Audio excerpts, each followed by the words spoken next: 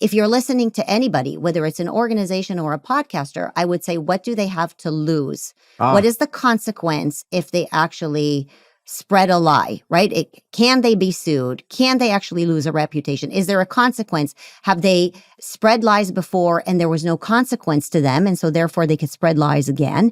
And the other thing I would say is, how do you hold them accountable, right? Is there somebody else that they owe allegiance to, possibly? And is that maybe a reason why they may not be sharing the truth with you? And so, but I think ultimately there is more responsibility than ever before on the consumer and the viewer, because we just need to put in the work. We can't be told, the experts are going to tell you, or that one podcaster or person that you just worshipped is always going to be correct on everything 100% because they were correct on a few things that you were really passionate about. It takes some work. It does. And I think that accountability you spoke about, certainly PragerU and Daily Signal confront this, because we have donors that expect us to deliver on the promise. Yeah. They are giving their treasure to us to do our work and carry out our mission.